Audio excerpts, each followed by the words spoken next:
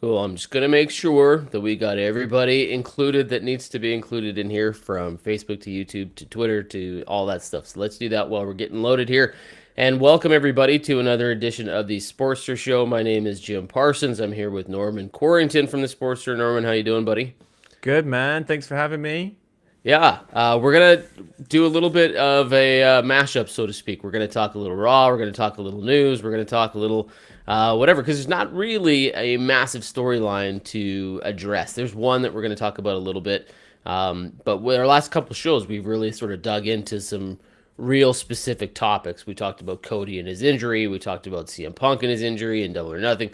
This week, we're just kind of gonna run through a variety of different topics, and we'll sprinkle a little dust over everything. So, I don't know where you want to start. Maybe because we were planning on doing this yesterday and we wound up doing it today, we got the chance to watch Monday Night Raw. We could talk about that a little bit. Mm, Not the most eventful Monday Night Raw that we've ever seen, but there was nope. an interesting development to come out of that show that WWE is heavily promoting on their website right now, which is that Elias will be making a return to WWE, and that, I mean, they haven't said it. They're not outright going and saying Ezekiel and Elias are going to be on the show at the same time, but they certainly are hinting at it. So my first question to you is, what is your reaction on the fact that this might be happening, and how are they going to pull it off? Yeah. So, I mean, my reaction is definitely intrigue, right? So, mission accomplished in that respect, I think. Yeah. I mean, this is like one of those things where I think it's one of those. It's like it's one of it's very unique to wrestling almost, where it's a very very stupid idea that kind of like took off and has become interesting. And now I think a lot of people who maybe when they first started doing it, they were like, huh, that's, silly, are now like way more interested in it just because I want to see how they get out of this and I want to see where it goes. And even if it ends up being like, I'm sure they don't have some like grand idea, like I'm sure they haven't even like thought out a conclusion to this whole thing yet.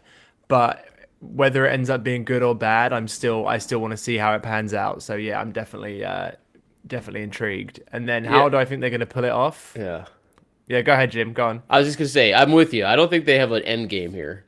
I think they Yeah. probably threw Ezekiel on television and said, "Let's just see what happens here," and they have no Mm-hmm. plan on where it's gonna go. But they did know that they were gonna have to cross this bridge at some point, right? Like, Right. they've got this Ezekiel character.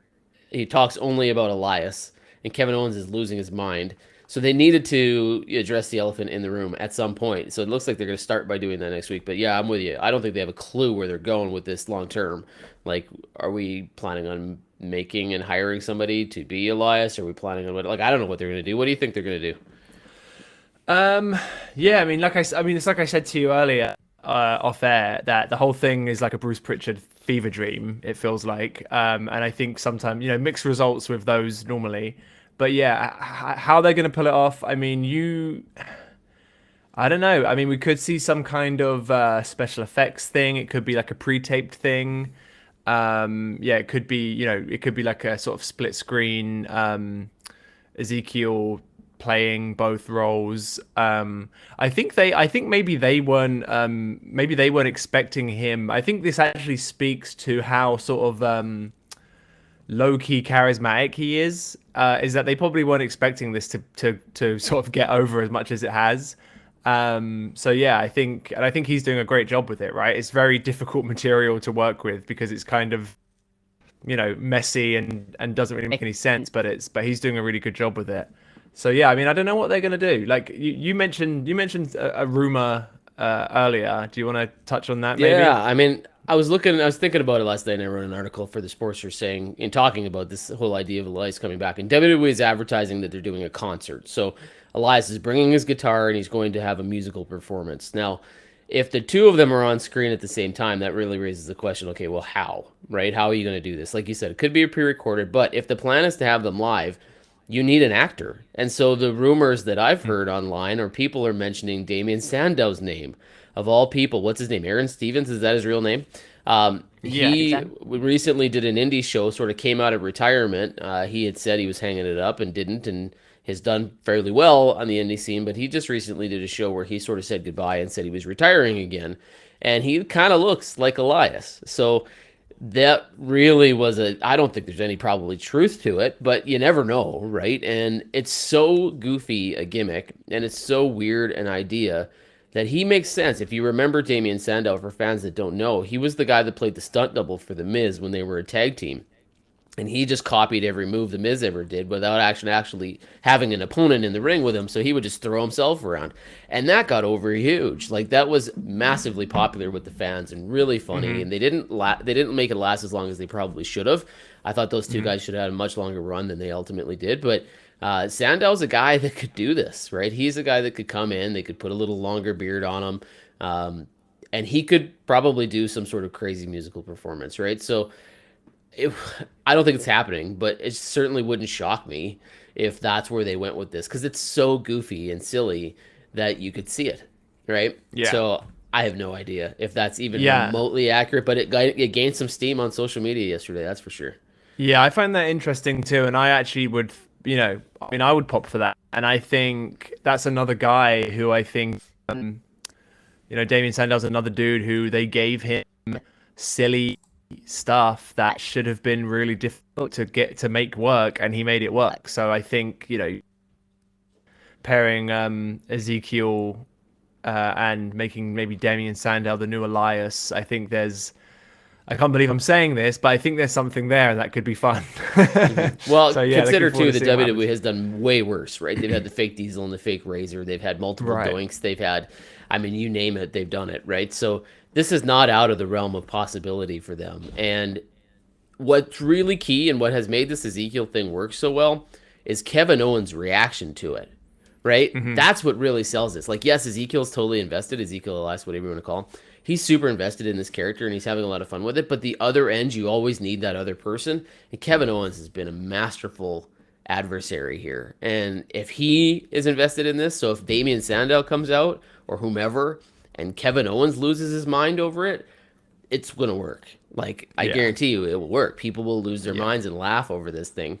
So, yeah, they could really, with Ezekiel being sold and Kevin Owens being sold and really kind of investing in this, they'll make anything work.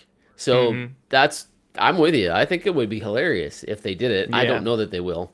But Now I they am need to very get on the curious. merch game. They need to get on that merch game quickly. Start selling some merch for this.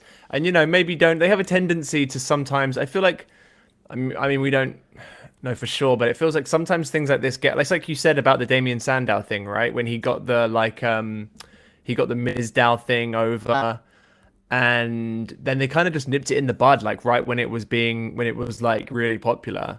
And then they kind of did the same thing with Ezekiel, right? When he was he was getting like very actions, right, one way or the other, and they nipped that in the bud too. I think he was off TV for a long time, and then he came back as this, and somehow has managed to regain that momentum, and he's making it work. So yeah, credit to him. Yeah, no, it'll be very interesting. If you didn't have a reason to watch Raw next week, and for a lot of people, there probably isn't a ton of reasons to watch Raw right now because a lot of the stars aren't going to be there.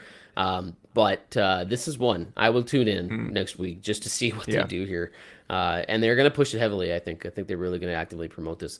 Couple other things we might want to talk about from Raw. They really build towards Friday. SmackDown is going to be huge with Riddle and Roman Reigns. First time Roman Reigns has been back in a little while. First time he's defended these titles in a long time. What's your immediate reaction to the fact that this whole idea of these unified titles was to have Roman Reigns wrestle on both shows more often, and he hasn't been on TV in forever? How big is SmackDown for Friday night? Does it make sense that they're actively promoting it so much on Monday? And has this backfired already? Like these unified titles things and having Roman Reigns not around very often, has this sort of not gone where WWE thought it would go? Yeah, I mean, I wouldn't say that it's quite backfired just yet, but yeah, I don't think they're quite. I think they definitely had a different vision in mind when they first made that decision to put both titles on Roman. We know Roman. I feel like he's entitled to take some time off. We know his history of health issues and stuff. Pandemic is still going on.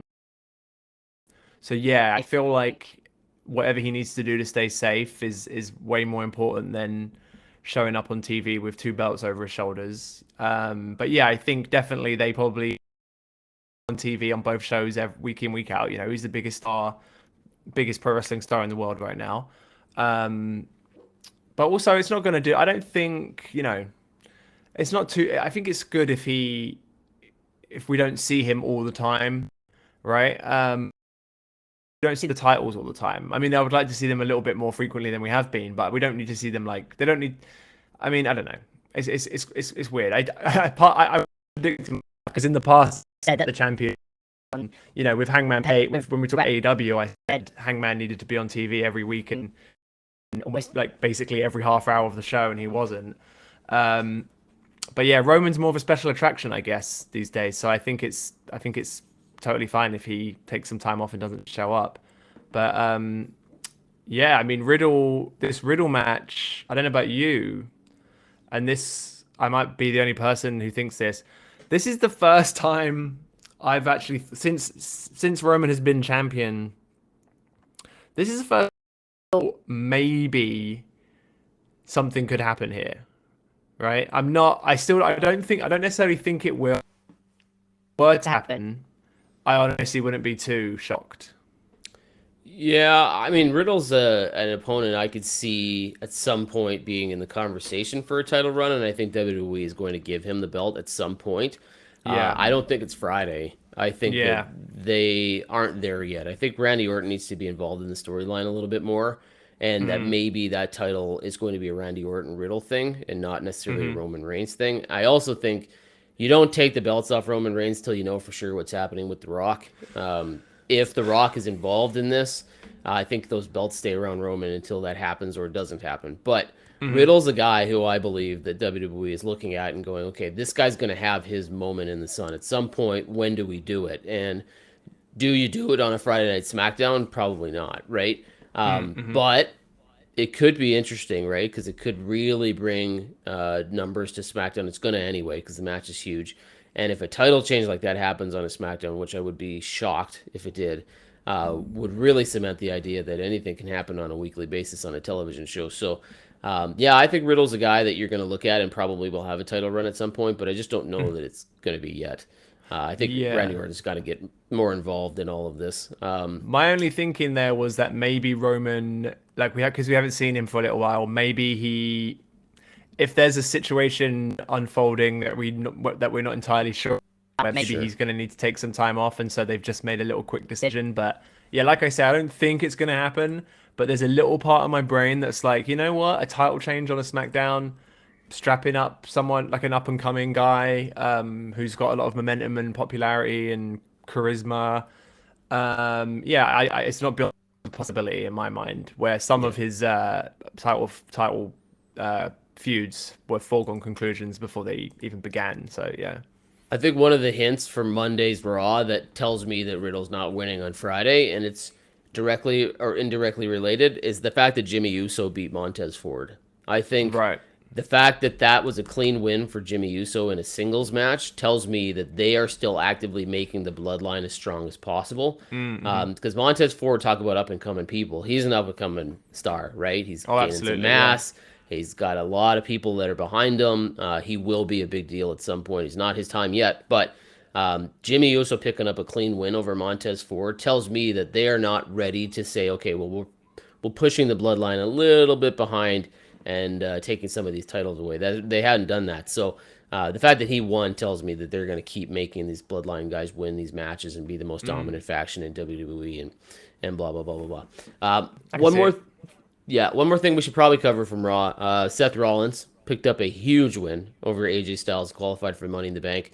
That sit-down promo that he did, and the match itself was pretty good. Seth Rollins finally wins. I mean, we're talking about a guy here who is as over can be. His character work is maybe second to none in WWE, but he doesn't win very often. He doesn't need to. He's Seth Rollins, and it doesn't really matter, but he does pick up a big win here. How much do you think that matters that he finally gets a win here? He's moving on to Money in the Bank. Is he now the automatic favorite to win that thing? We don't know who's in the field, but I assume no matter who's in the field, Seth Rollins is probably a favorite. No? Yeah, and I mean, look, I think he's impervious. He's sort of impervious to burial regarding losses, obviously. But yeah, it's nice to pick up a win every now and I think AJ Styles is sort of perfect sort of fodder for Rollins right now. He keeps putting on he keeps having great matches. Yeah, he's really it's because he hasn't won a lot of matches this year, and yet he's still in. I think he's one of the like he's been one of their most valuable asset. He's been one of WWE's most valuable assets for the entire year and a lot of last year, right? Um, yeah, he's great, and I don't know whether he's favorite to win it. I will say when he won it before, back in when was that? 2015, 20 something like that. Yeah, well, right Anyway, before what his was it, WrestleMania 32? Was it 31, what? No, what was the maybe. one that he turned it in against Lesnar and It was Roman the one Reigns in that year? the one at Levi Stadium. So 31, Yeah. I think, Okay. right? That's Yeah. the the iconic he runs down to close the show moment and wins the Yeah, title, right? So he which won was it that amazing. year. Yeah. Yeah, which was great. And so yeah, I mean, his last Money in the Bank run was really, really good. I would like to see another one. I think he can pull it off. I can see him with that briefcase, sort of trolling everyone. But I also like it when someone a little bit, like a bit of a wild card or an up and coming young person wins that. So yeah, I'm not sure if I wouldn't say he's like necessarily the favorite. But yeah, he's Yeah. been great, and yeah, he needed a win. The only downside I see to those Money in the Bank things is that when somebody like an underdog wins it, like look at Nikki Ash, for example. She won the last women's one. You know that probably is going to turn into a title run, but it isn't going to last. Like, Right. I say the same thing kind of about The Miz. Miz is great. I love The Miz. But when he wins the title, he's not going to hold it very long. That's just the reality of him as a champion, is that he's not going to be the champion for very long. So you can expect that he's probably going to cash it in, or she's going to cash it in. And so the underdog winning the briefcase, I get it. You do it every once in a while, but there's not really a suitable contender if you have that person do it, and they're probably not going to get a major run with the belt. And that's the only downside I see of it. Same thing with winning the Royal Rumble, right? Like whoever wins the Royal Rumble is supposed to go on a main event WrestleMania. Do you have an underdog win the Royal Rumble if you don't think they can carry Hmm. the main event of WrestleMania? No. Hmm. Right? So you kind of go, well, do you really want somebody to win the briefcase who isn't going to be the title holder for very long? Probably not. But they do it every once in a while, so you never know. But Yeah. if Becky Lynch gets in hers and Seth Rollins is in his now, I could see us seeing a Britt Baker Adam Cole moment standing up there on the ramp, holding the two briefcases or whatever, just like they held the Owen Hart titles, right? Like it wouldn't shock me at all if that happens. Any Yeah. other things we need to run through for Raw? There was a lot of mid card matches, lots of like decent in ring action, but a lot of I wouldn't call them A+ players on the show, having some short matches, lots of contests on Monday night. Yeah. Yeah. I mean, like we said, it wasn't super eventful, but I think, and we're also right, sort of the post Mania season lull. We're still in. Things are going to start picking back up again soon. Hopefully, we've got summer coming. Going to be on the to SummerSlam pretty soon. So yeah. Yep. All right. Well, let's switch gears then. Let's talk about a subject that's a little less positive. Kind of a bummer. Ellen was on YouTube here and she said, I did not know that Jeff Hardy got arrested. So unfortunately, we have to talk about this again. Jeff Hardy has been charged with a DUI right before Dynamite, where he was supposed to wrestle in a triple threat ladder match with Jurassic Express and the Young Bucks. Matt Hardy has gone on now on social media and said, I'm disappointed to hear about what happened with my brother. We're going to try to look after him, blah, blah, blah, blah, blah. And I don't mean to say blah, blah, blah, blah, blah, as to, discount how important this is, but I say it because this is now the umpteenth time that Jeff Hardy has gone through this. And it is no fun to be hearing about this. It's frustrating, it's disappointing, it's sad, it's troubling. What is your thoughts on the news that Jeff Hardy has not shaken these demons, that he is Hmm. still battling with this, that we don't know what his status for Dynamite is going to be, but it sounds like Tony Khan has told advertisers to remove Jeff Hardy from all of their Mm. promotional work, and that he's probably not going to be in the plans for AEW here in the near future. Um, I just find this really frustrating and disappointing, and I feel for Hardy, but I also am like, man, how many times is this guy going to do this? Yeah. Yeah, it's upsetting. I mean, and look, we all make mistakes, right? We're all entitled to a few mess ups, I think. With Jeff, I think it's been a few too many, and we keep thinking that he's better and he's made it through to the other side, and then there's some sort of relapse, and yeah, so it's not good. It's really disappointing and upsetting to see. He's an icon. He's a role model to so many people, um, and you just kind of wish that I just feel like that should. Hey, maybe he's feeling the burden of that. Maybe he feels the weight of that too much, and maybe that's what causes him to sort of relapse in these ways. It does sort of, you know, call to mind some interesting elements regarding his departure from WWE.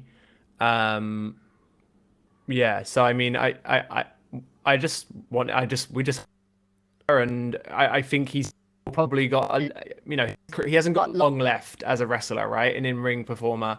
His work in AEW so far hasn't been that great, honestly.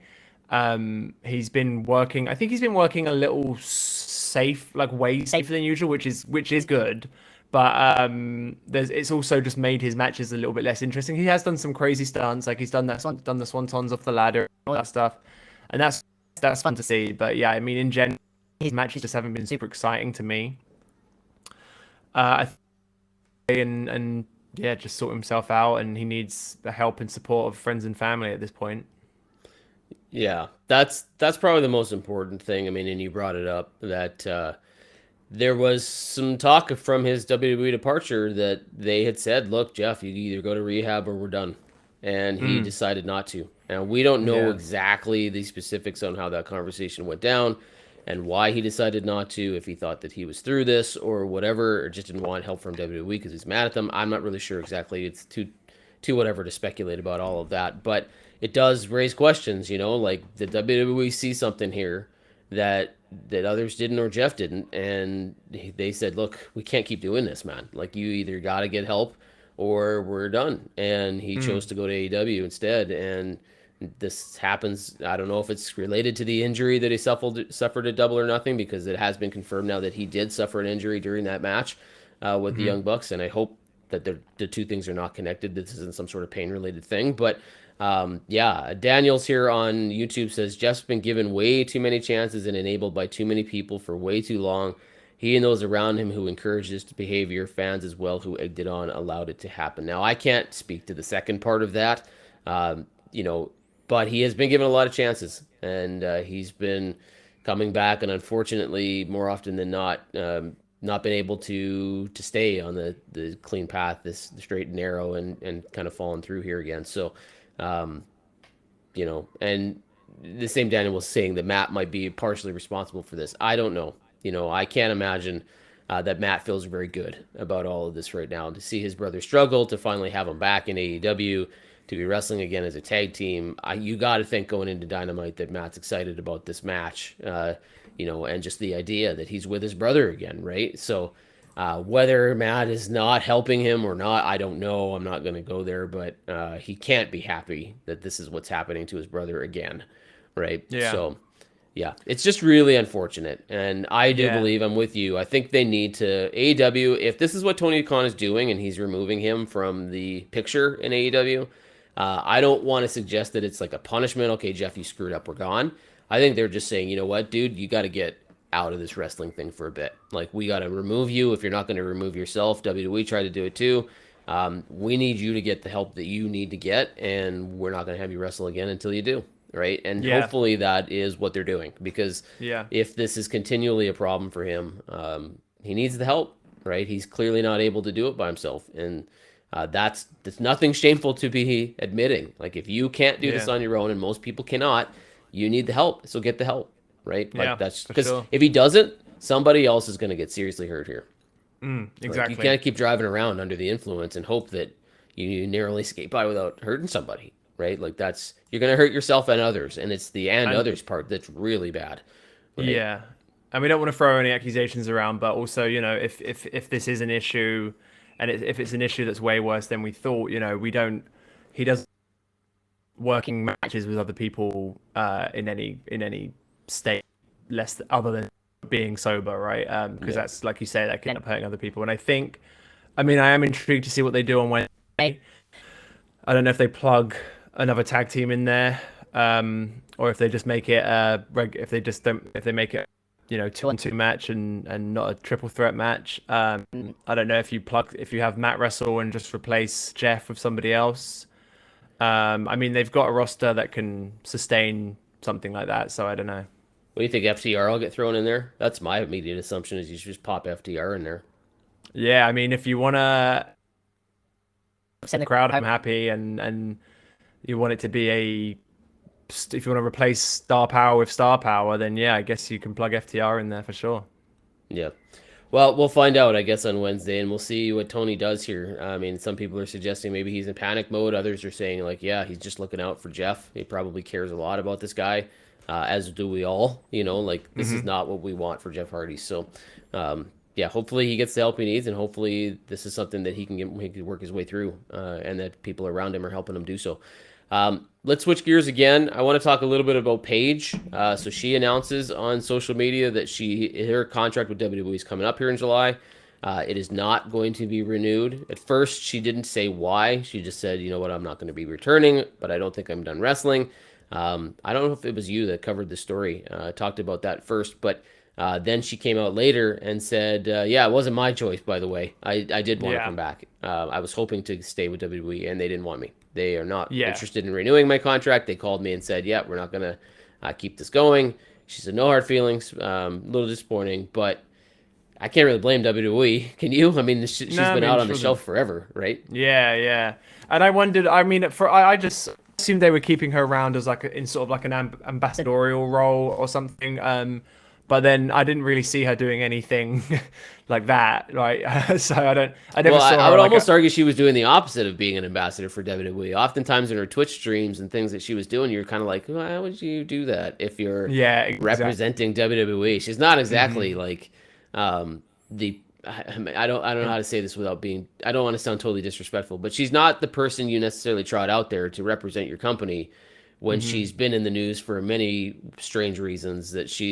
Her Twitch stream tends to be her just playing games and showing pictures of herself. Like, it's not exactly the corporate sponsor rep that you want to send out there for WWE. So yeah, not shocked that they're not keeping her around.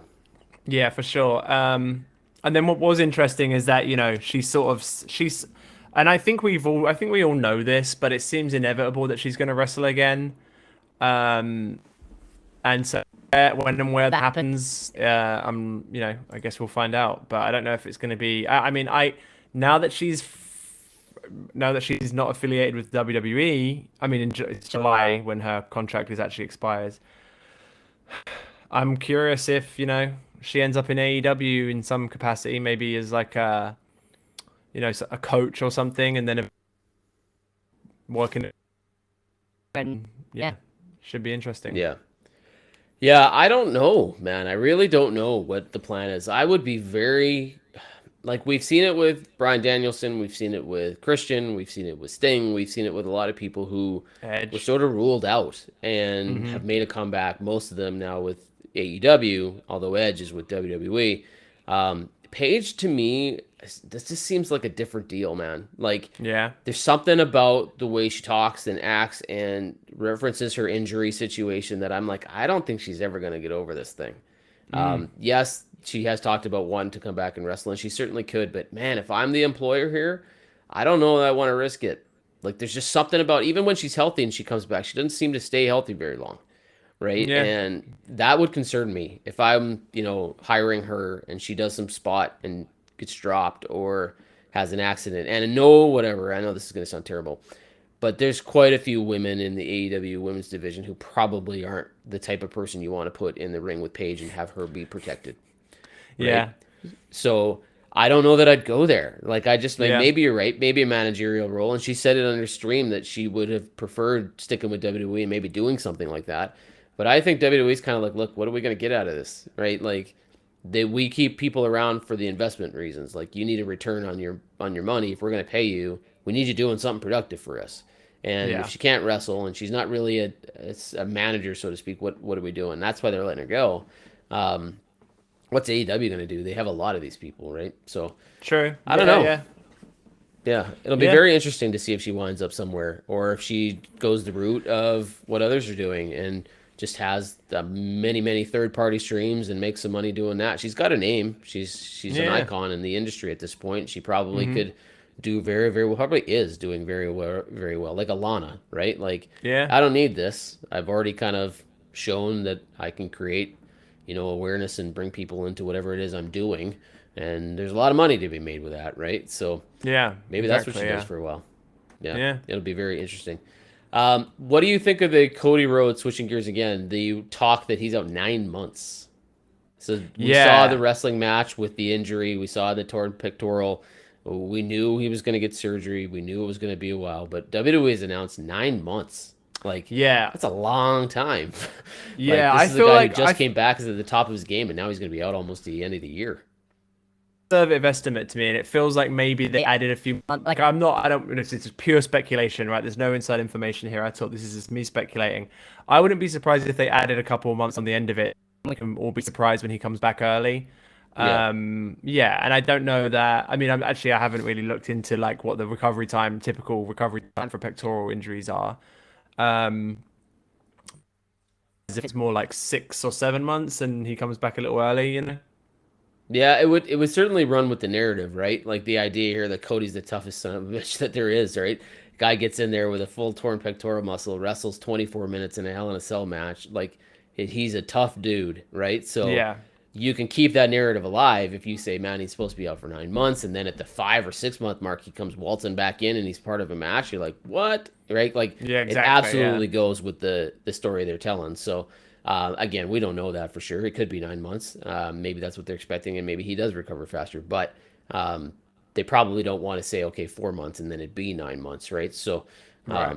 yeah, it's interesting. It's a bummer. Like, it's just, yes, he's going to be super popular when he comes back, but man, they were relying on him to be a big part of their plans here over the next 6 months, and Yeah, now he's not going to be, right?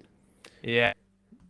Doesn't lose the momentum. I'm sure he won't. He'll come back as probably more popular than ever. So yeah, Yeah, just and gotta Seth wait. Rollins is doing a miraculous job taking advantage of this whole situation, right? The fact Mm-hmm, that mm-hmm. he has become enemy number one for what he's done to Cody Rhodes, and that Cody was like, yeah, yeah, let's make Seth as big as we could possibly be on my way out, so that I have somebody who, when I come back, I've got a ready-made feud ready to go, right? Like these guys are clicking for it's such a crappy situation to have unfolded in front of them. Everybody's doing a bang up job making the most of it. Do you agree?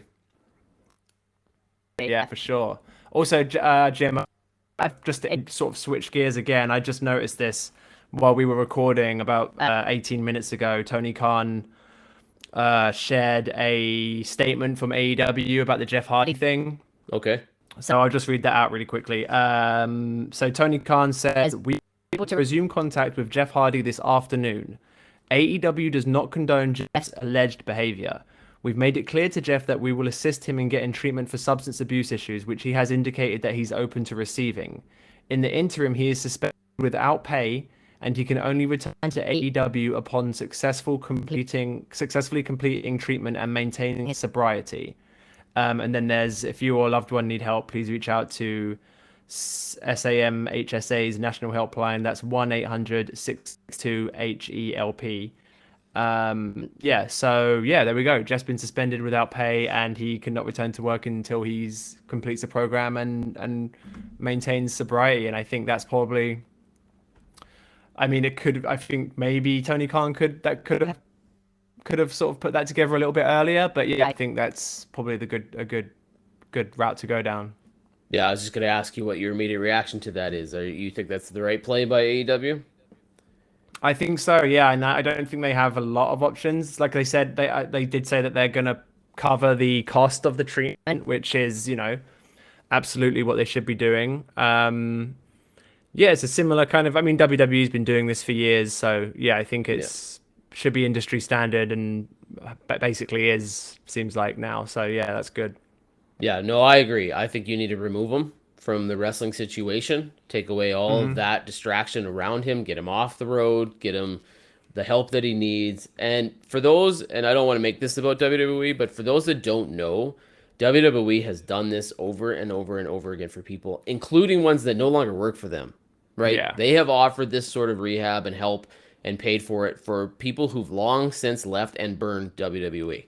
Yeah. So if AEW had not done this for Jeff Hardy, WWE would have. Like, I can Yeah. tell you that right now, that if Jeff had asked to reach out to WWE and said, look, I know I need the help now, they'd have done it. Right? Like, Yeah. that's so somebody needed to do this for him because he doesn't seem to be ready to do it himself. And now that he said, I admit I need the help, that's great because it's exactly what you need. The first person to take the step has to be Jeff Hardy here. He's got to be the guy that says, you know what, I cannot do this by myself. So yeah, let's get him the help. What do you think? I mean, I don't want to speculate too much, I guess, but do you think this turns into Hardy coming back? Like, it sounds as though he's left that open ended, that this could be a very long and lengthy absence, right? Like, he's saying until he's proven that he's dealt with his sobriety and can get sober. What are we talking about here? Like, this could be a long leave, if ever. Do you think Hardy comes back? Yeah. Yeah, it's really hard to say, man. Yeah, it's tough to say. I hope that my hope is that everything goes really well and he's able to sort of to beat this and come through on the other side, and hopefully maybe we see him back in the ring in 4 months. Yeah. That's me being very optimistic, and that's like my hope. But yeah, it is hard when you have a guy that's sort of struggled so much with this stuff. And it isn't easy, you know. It's a battle, and it's not, you know, it's an illness, right? And so I mean, it's hard to stay optimistic with when the number of times that he's sort of relapsed and stuff. But yeah, I really hope that he's able to do it and come back as soon as possible. I have a question. There's a couple comments here on YouTube about the word that Tony Khan used in that statement, which was alleged behavior from Jeff Hardy. Yeah. Does that matter? Do you think the word alleged being put in there is some sort of politicking, some kind of whatever? Like, that's probably that's just a legal thing. That's just I think because I think it's just a legality. I don't know that. I think maybe Jeff would have to be convicted or something, right, for it to be it's just that's just the word that people put in. I mean, journalists use it all the time. And it does make people very mad if you say like reported or alleged, but it's just covering your ass. It's just to stay safe. It's probably wise. I mean, Jeff Hardy's court date isn't till the 14th of June, which I think was today at 1:30 something. So why say anything until you know for sure if he's been convicted or really? Yeah. I think you don't want to say, yeah, he was guilty, and then he's supposed to go to court and be like, yeah, your boss even says you're guilty. So maybe that could have something to do with it. I'm not really sure. There's another comment here on YouTube from AK90. He says, 9 months from now, speaking of Cody Rhodes, is right around WrestleMania season. So you got to wonder maybe if those two things are tied together, right? Like if you go, build up Cody for WrestleMania, be very interesting to see if I think he comes back. I think we see him at the Rumble, maybe. I think he comes back. I think maybe he's not 100% by Rumble time, but he's fit enough to throw a couple of people out of the ring and win that match. And then by the time WrestleMania rolls around, he's basically 100%, but with a bit of ring rust. So happening for sure. Well, what's Royal Rumble? July, August, September, October, November, December. That's 7 months. Yeah. You could pop him in there at number 30. And then maybe we get how he's feeling, Rollins, Rollins Rhodes WrestleMania title match. It's a lot. I mean, it's a long way away. A lot can happen between now and then. Yes, there's all sorts of things that we can dig into and speculate and whatever. All right, well, you know what? It's probably pretty good for today. I mean, we've hit a few different topics. We've covered Raw, we've covered the Jeff Hardy news, and an update while we were doing the show, which is always fun because then we can talk right about what's going on as it's happening. Cody Rhodes and what's going to happen with him, Paige and what she's doing with her career, or where that's all going to go.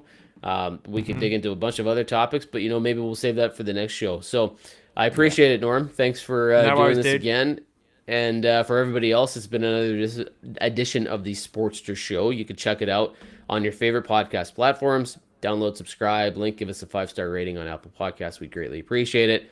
Every topic that we're talking about here has been covered extensively on thesportster.com. So if you want to go to the website, check out all these articles, including some from Norman and myself, you can absolutely do that. And then we'll come back probably sometime next week with episode 11. Who knows what we'll be talking about then, but it'll always be fun. So thanks, everybody, for joining us on YouTube. Thanks for listening on the podcast, and we'll talk to you guys next time.